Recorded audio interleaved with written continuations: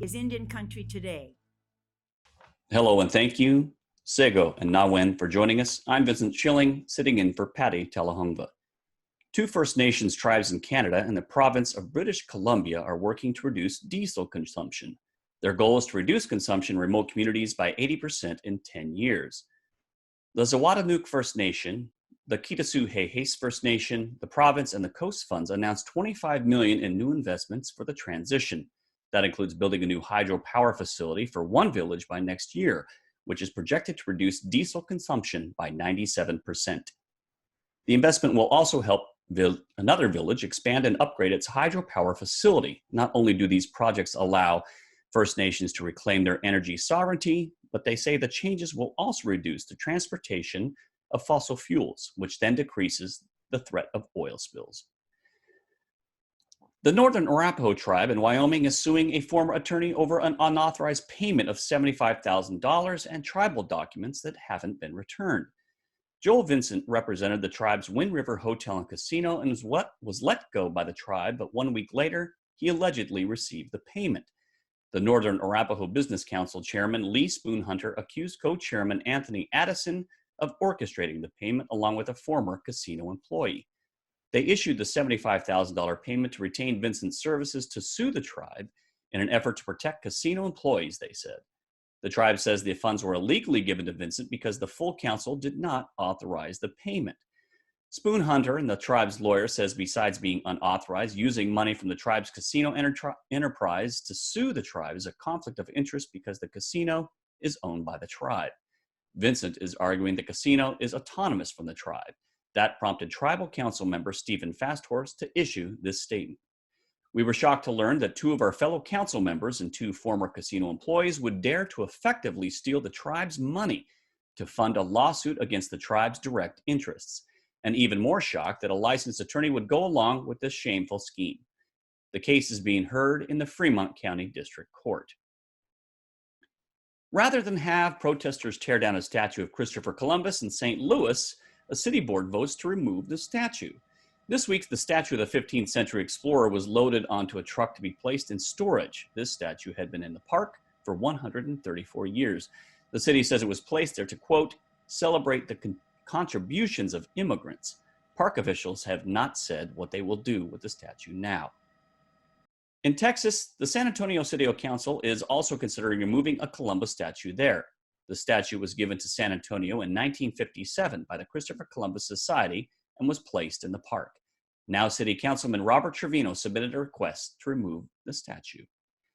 Now, for an update of COVID-19 in Indian country, let's go to our Washington editor, Jordan Bennett-Bigay. Jordan.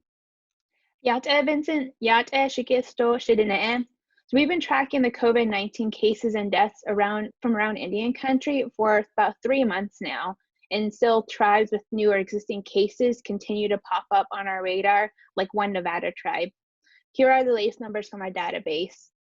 There are 10,424 positive confirmed cases and 423 deaths in the Indian health system.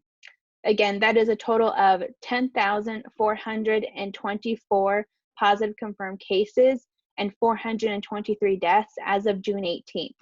The Pyramid Lake Paiute tribe in Nevada reported a total of 30 positive cases and 1 death from its tribal health clinic. The tribe is located 5 miles north of Reno, Nevada. In Arizona, the Salt River Pima Maricopa Indian community reports an additional 8 cases, giving the total of 64 cases and 1 death. In Mississippi, the Mississippi Band of Choctaw Indians have 15 new cases. That brings their total to 839 cases and 57 deaths. The White Mountain Apache tribe in Arizona announced 42 new cases and 1 more death. Now they have a total of 1,356 cases and 18 deaths. And the Navajo Nation that spans across Arizona and parts of New Mexico and Utah are reporting 75 new cases and 3 additional deaths. Tribal officials say this makes 6,747 cases and 322 deaths for the Navajo Nation. And so we're continuing to monitor this, Vincent, as the pandemic continues across the country. Okay, great. Thank you, Jordan. I appreciate you doing these numbers every day. So appreciate it very much. Yeah, Vincent. Thanks so much for watching, and we'll be right back.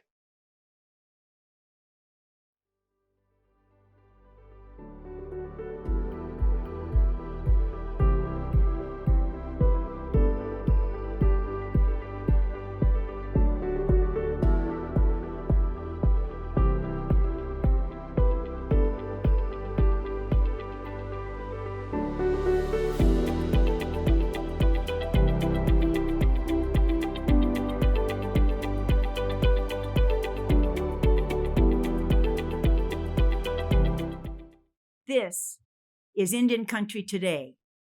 Welcome back, and Sego. I'm Vincent Schilling, sitting in for Patty Talahongva. Rob Gill graduated from Worsham College of Mortuary Science in 2012. He practices Native customs and is a member of the Sisseton Wahpeton Oyate and is a licensed funeral director in Minnesota. He's also a certified cremationist. Chilton Funeral Chapel has served the Lakota, Dakota, and Chippewa, as well as other Native families for many years. And when Rob Gill travels to family homes to make funeral arrangements and services, Gill doesn't seek transportation costs for not any of these deaths in North Dakota, South Dakota, Wisconsin, Minnesota, or even in the Minneapolis area. Chilton Funeral Chapel was founded in 1987, based in Winston, Minnesota. They have a total of 4 locations and a crematorium to provide funeral services to these states with large Native American populations.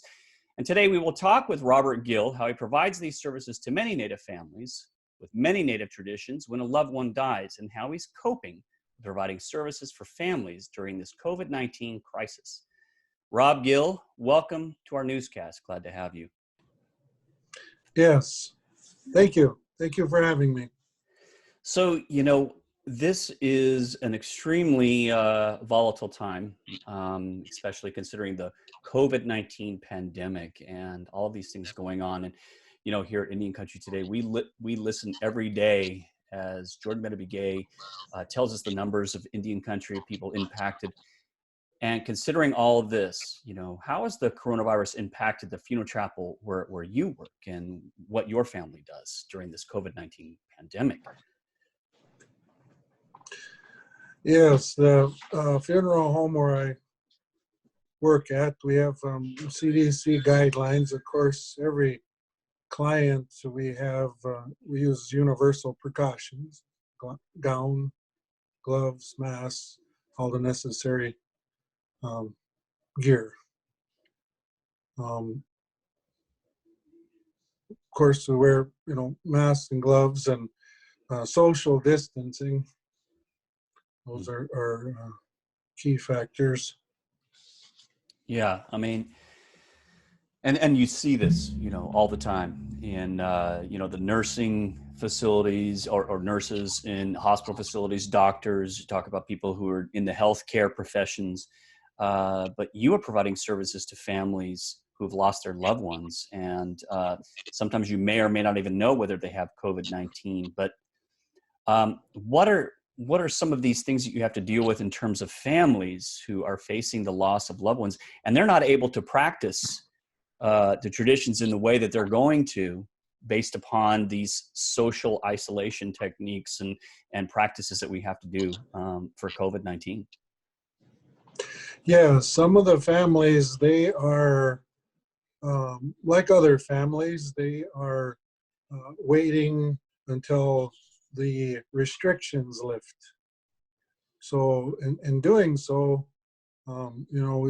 right now we've begun to move some of those individual family members to graveside services since March, April. So storage has become a big issue, not just with our funeral home, but all funeral homes in general. And my assumption, without knowing, your area of business and what you do for your career, my assumption is yes. But have you seen a significant jump in having to attend to services for families of the death of loved ones? Essentially, has your business increased?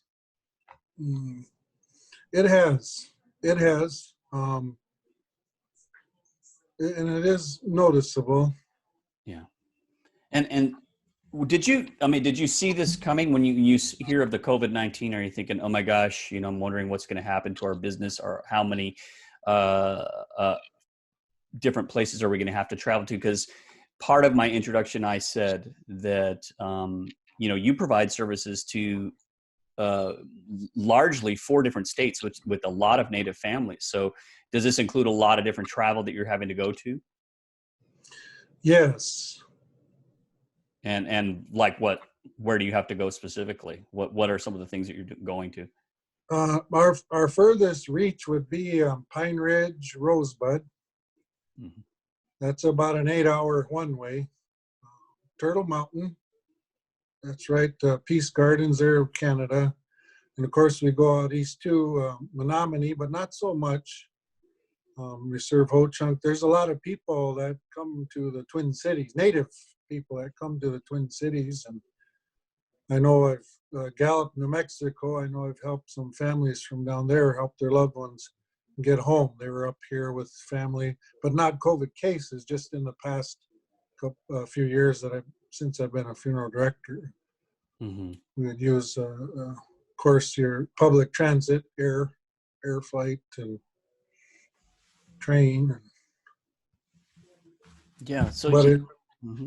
but it's hard when a death occurs, because you have to first of all do the removal of the decedent wherever they may be, a morgue.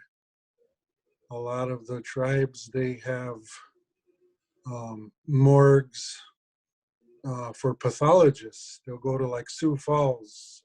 There's a federal pathologist way down to Ramsey, Minnesota, and St. Paul. They take bodies from way over in the different tribes because the tribes aren't states; they're their own sovereign nation. So federal takes over. So we have to first find out where the deceased is, and there, some families, they try to wait for us. 7 hours one way. They try to wait for us in their homes. Let's say you have a hospice care person, and they've died in their home, and they want to wait until we arrive there. Well, we said it's 7 hours. Will it be fine? Yes. Not all cases are that way until we could get there and do the removal.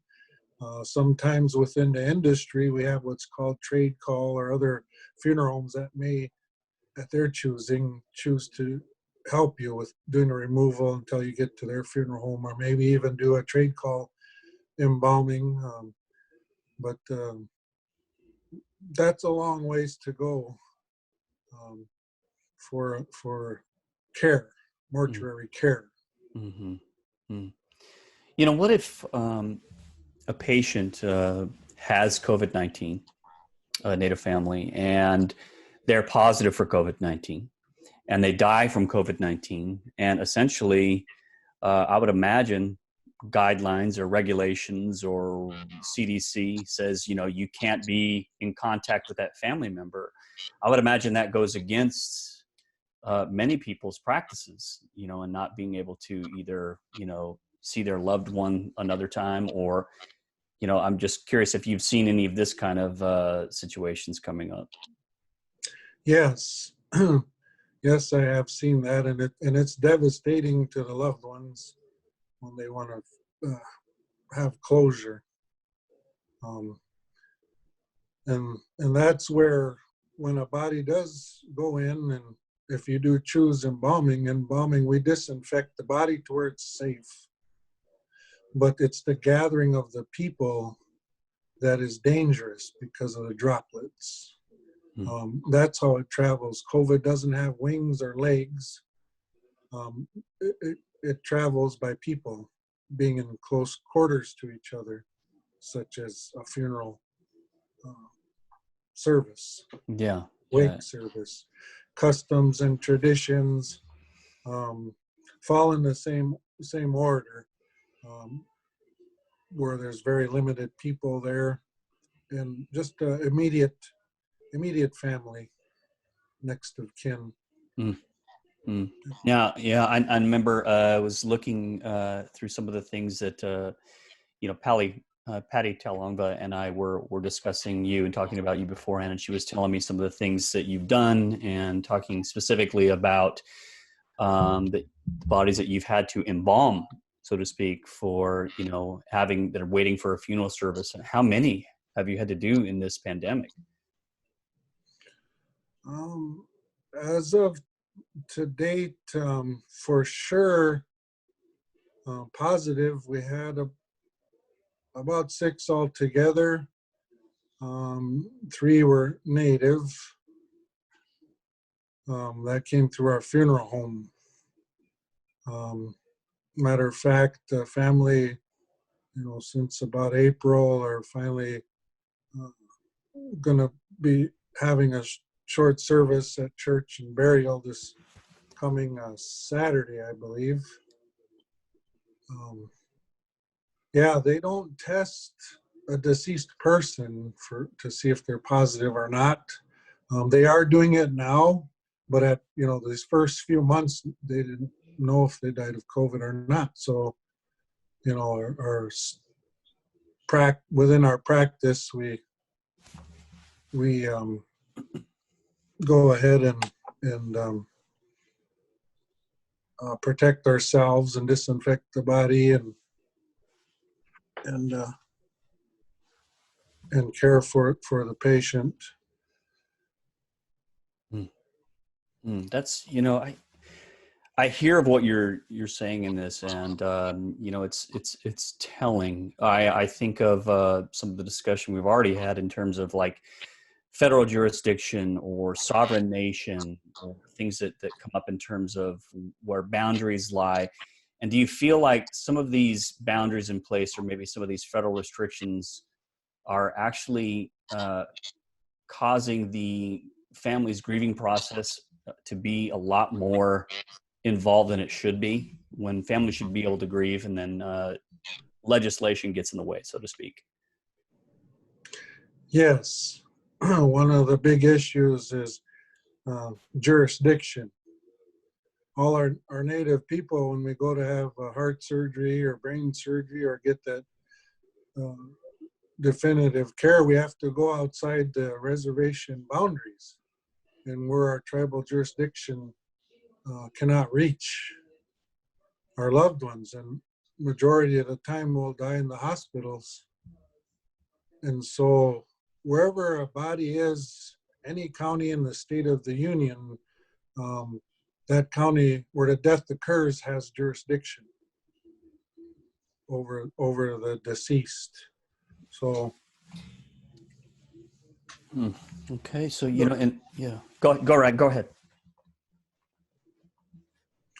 yeah, so this includes like native, they want to be buried whole, or with and if that can't happen, then maybe somebody has an amputee. Okay, they have to go to the hospital to get the amputee done. And when that takes place, maybe they want that part of them cremated and saved until the time comes when they can be put back whole and buried someday. Do medical staff ask those questions? Who's protecting our natives in this area? I know a lot of families, it goes down to like placentas, childbirth. It's a custom to take the placenta and bury it on homelands or reservation lands, but they'll put their jurisdiction and tell the families, no, you can't have your loved ones. You got to have a funeral director come and do the removal before, and work with them to do your native customs and traditions. And that comes back to this. In this field, I know of only 3 others that are fully licensed morticians. And I don't know if the others,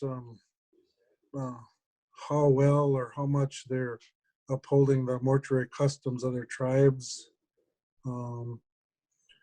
But it's important as a human being to express a life that was lived. as Native Americans, we had a customs and traditions that we did from the beginning of time. And we're the only nationality in our own homelands that don't get to express our customs and traditions. Our cemeteries are still all over the country. We weren't, I'm your reservation here and you're that reservation. There was none of that. We were free to, wherever we were at, we would take care of our loved ones in mortuary care. But we're the only ones that are not allowed to do that. That's a human rights violation all unto itself. Actually, a big human rights violations. Mm-hmm. Okay. Yeah, I hear you in what you're saying. It makes you think that, and a lot makes me think that I want to ask you what you think. What laws should possibly be in place for tribes to protect their members that might pass away, or families of members that pass away, especially at this time? You know, is giving us a good example of the COVID-19 crisis of when we need these protections. You know, I'm just curious if you have any ideas on what you think protections tribes should have, or tribal members. Yes. I believe that, first of all, there should be something written into the penal codes of each jurisdiction, federally recognized jurisdiction. We don't know what our needs are. Some people, they're of different religions within the tribe too. And a lot of the native customs are they were practiced when there was no death from an automobile accident, or the trauma that we see today, or the overdosing, or the many ways that we do die today. Those customs and traditions, the old saying, we need to bring forth what into the future with us, what is useful and what's not no longer useful. We need to change that so we can have our proper grieving and proper burials of today. Mm-hmm. Yeah, I hear you. I hear you on that. Mr. Gill, I am very interested to know how one gets into your career and what you're doing. Is it something that has been passed down by family and you've done for generations, or is it something that you decided you wanted to get into in terms of helping loved ones cross, to the other side? Or, how does one get into the services that you provide? Well, mortuary care does fall under healthcare. And I was a medic. I served since 97 till 2017. And it wasn't a very big jump from a medic to mortician. Interesting. Yeah. So I had all the physiologies, anatomies, pathologies, chemistry. So I was fortunate enough to go to a one-year program where normally it takes a couple of years to 4 years. Mm-hmm. It's a degree program. They select so many persons, but I was always interested in healthcare, I guess you can say. Okay. And as a medic, I didn't get to save everybody. And, I look around, and there's just because you die doesn't mean you disappear into thin air. You still need care as a human being. And I didn't see nobody around, so I thought maybe that I could do that for our native peoples, help them in the mortuary care. And it was very eye-opening. When I went to mortuary school, we had 2 pages, front and back, of how the different customs and traditions of men around the world are listed there. Okay. Like the Christian burial order, service, praying over the body, praying over the people, mass. 2 pages, Buddhism, Mm-hmm. men of the world. But in those 2 pages, nowhere is there native customs and traditions. Exactly. Right. Rob, we have just a few seconds left, and I wanted to thank you for what you're doing, and you're someone who actually even helped former AIM leader Dennis Banks. And you've helped families all over with what you're doing. So thank you so much for coming on to the show today. I really appreciate everything that you're doing for the families that suffer. Yes. Thank you. Thank you so much. Now, Rob Gill is a licensed funeral director. It's based in Minnesota. And thank you again, Rob, for joining us today. And thank you, Na Wen, for watching. I'm Vincent Schilling, and you can join us again tomorrow here in Indian Country Today. I'm standing in for Patty Talongba. Ona.